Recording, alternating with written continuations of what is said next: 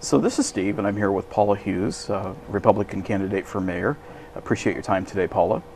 Thank you for coming out and talking to me. Sure. Well, we want to talk a little bit about your announcement yesterday, your press conference. Tell me what it was about. Well, yesterday I had a press conference for a couple of reasons. One, I keep driving home how I think fiscal conservative values are crucial for the Fort Wayne City administration. We have driven ourselves into a staggering $405 million long-term debt load, and I seem to be the only candidate that's talking about that, which surprises me. Particularly the Republican primary, you'd think folks would get that that's important for our community to lower that debt. But yesterday in the press conference, what we talked about was we tied into the fact that the citizens of Fort Wayne, it was announced on Monday that Experian, a national corporation, announced that Fort Wayne was #1 in cutting their consumer debt. The citizens of Fort Wayne cut their debt by 24% in 1 year, which I think is astounding. I mean, it's something certainly to be applauded. I did not see as much coverage of it as I would like to have seen. I really wanted to call attention to that because that, to me, is really a terrific example of the values of this community. And I celebrated that in my press conference. And we've had made up a credit card for the city of Fort Wayne because I wanted to make the point, and we cut it in half. I wanted to make the point that Fort Wayne can't live on debt anymore, which is what I think we've been doing. And I vowed that in my first term as mayor, I will cut the city's debt by 24%. And that is an ambitious goal, but I think the only way you could stretch yourself is if you set high goals. So we are determined to make that happen. Mm-hmm. And you quoted a figure of right now of the debt of the city, the long-term debt of $405 million. That's right. Tell me a little bit about that figure, where it comes from. Sure. And I have here the city's CAFR. It's the Certified Annual Financial Report. I have a bound copy, but you also can find a copy of that on the city's website. This is not secretive information.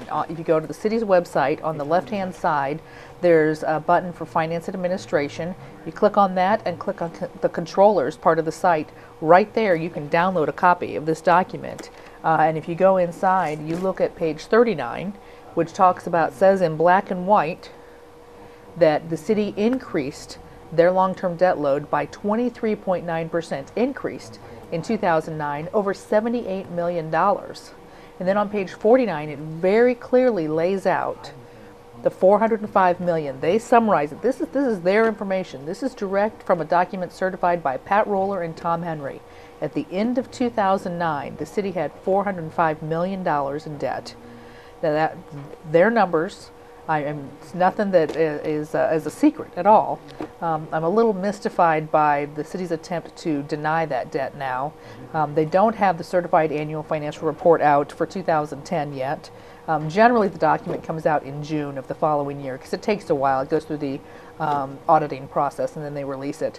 So it'll be interesting to see in June of this year what the certified annual financial report looks like, because I don't believe that they eliminated any debt over the last year. But I think there is a clear plan and a clear path for doing so, and that's what I intend to do.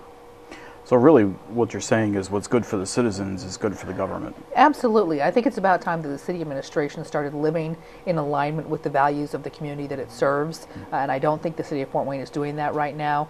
I think and this is just one of many ways that I think the city is out of alignment with the whole community.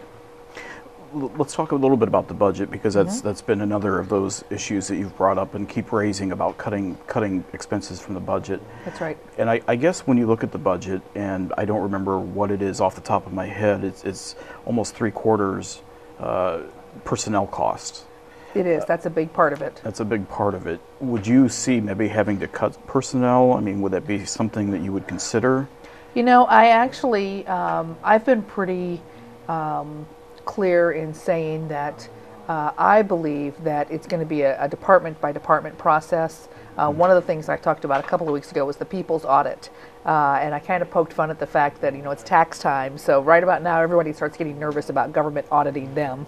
And I think the people should be auditing the government. And certainly I intend to do that on the city level. Excuse me. We are going to implement a plan, and this is in the first 100 days of my administration. Every single department and the department head will be charged with reviewing their budget top to bottom and working on a cash basis to reduce their budget, putting savings into place right off the bat. And I said when I was in county government, that's what we did. That's how we overhauled the county budget and really transformed county government in many ways by revising how we did the budgeting process.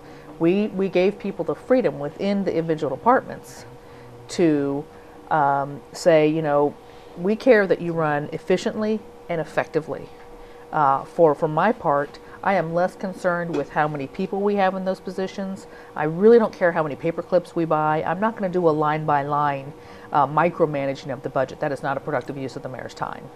But I am going to expect that department heads are going to look top to bottom and say, you know what? If we had the freedom and flexibility to really run this department in a way that we think is best, here's what it would look like. In county government, we saved thousands of dollars, millions of dollars over time by doing it that way, and it also was a better run operation at the end of it all, because you had department heads and employees who were engaged and knew that their opinion mattered. So I'm not going into this saying I'm going to slash X percent of people, or I'm going to take X percent off the top of the budget. I don't think that's a productive way to do it. What I do think is productive is looking at things from a cash basis and looking at all the projects and not keeping anything, no sacred cows. I can tell you already that in looking at the mayor's budget, that department's budget, the first thing I'm going to do is cut my own pay. And this is, we talked about this a couple of weeks ago.